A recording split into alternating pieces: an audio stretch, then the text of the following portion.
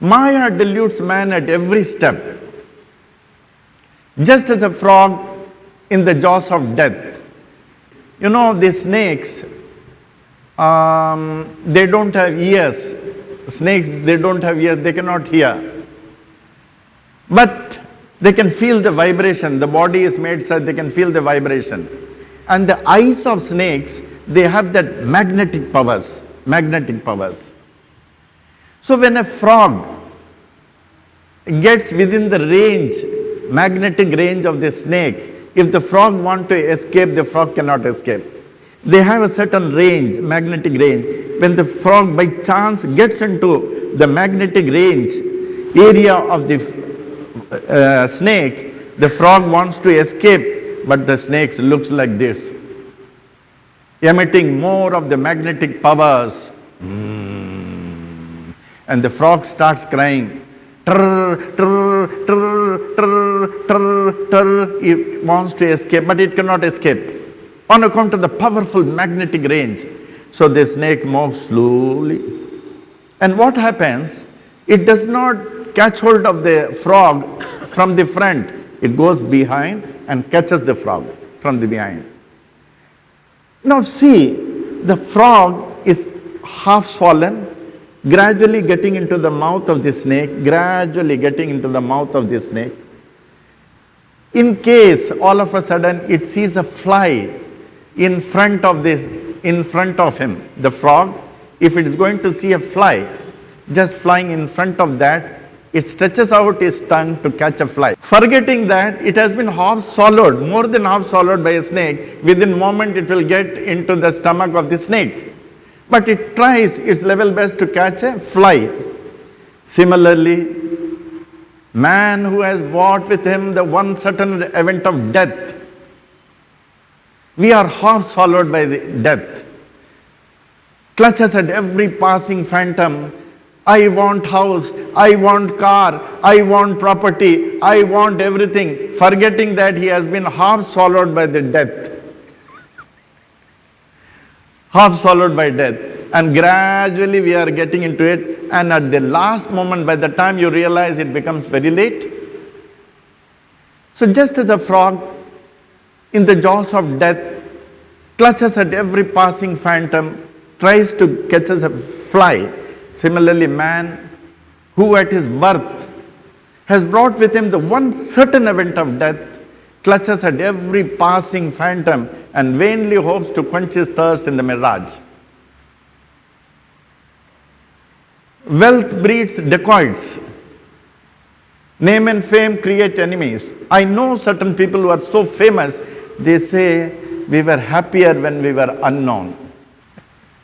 Name and fame create enemies. Power and ambition result in wars and riots. Selfishness brings on famine and internal revolts. Man wails, where is happiness? Oh Lord, oh Lord, oh Lord, where is happiness? The echo answers, where? True happiness, which have been experienced by saints, seers, prophets, pagambas, the ascetics,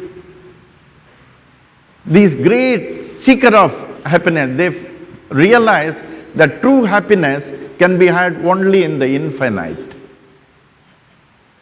There is no pleasure in the finite. The infinite is immortal and eternal, and the finite is perishable and transitory. That happiness which will be perennial, of which we cannot be deprived of, which will not lead us to or give room for a tinge of misery, in other words, bliss absolute. That is the happiness, that is true happiness. That is the happiness we long for. That is real bliss, that state in which one sees no other, one hears no other, one feels no other, one thinks of no other. Diversity is finite. One who has this transcendental experience sees the Atman and Atman alone, within and without. The Atman is homogeneous essence. The entire universe is one mass of consciousness.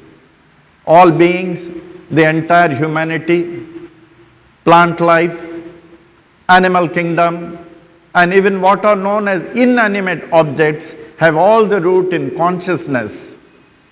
One who sees his own Atman in all beings and all beings in his own Atman becomes fearless. He is not deluded by the actions of senses. Sorrow melts away before his sunny gaze of bliss.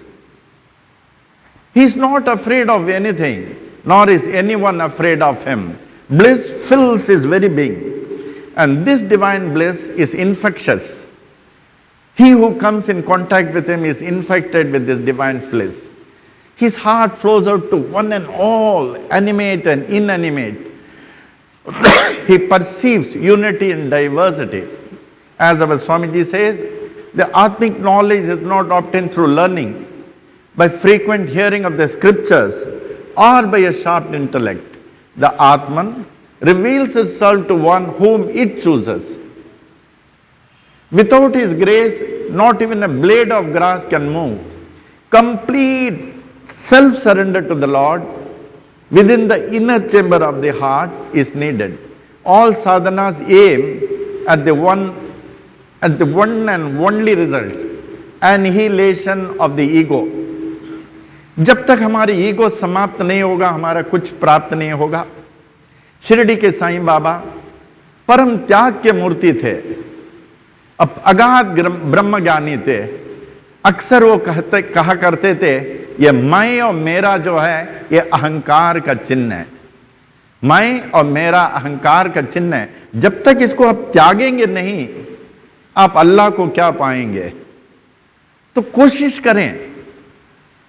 The Lord Krishna communicates his message. You know, as we have verbal interactions, what about the Lord? Do they have verbal interactions? What is their language? They communicate through music. Just like Ganpati communicates through conch, Saraswati communicates through veena, Krishna communicates through flute, Shiva communicates through damru. The Lord, what Krishna communicates? He says, empty thyself, I shall fill thee. Empty thyself, I shall fill thee. No sooner the ego is destroyed, the void created thus is soon filled up by the Lord's grace, which flows in abundance. But the recipient of the Lord's grace alone is the self realized. This is the emphatic declaration of Upanishads. Renunciation is necessary, but the inner renunciation born after true knowledge that the Atman is akarta and abhokta, and that it is not affected by the actions of the sense organs is considered preferable to external renunciation of physical actions. Renunciation from within is from within. Man must perform his duties in the proper spirit. Such actions do not bind him, but on the contrary, they help him to liberate himself and lead him to attain the real, infinite happiness, the real, imperishable, inexpressible happiness within. That is what our Swamiji wanted to say. Be dutiful, be obedient to your parents, neglect not your duty, and forget not the real happiness is within and never without. So this is one of the messages of Swami Karunananda.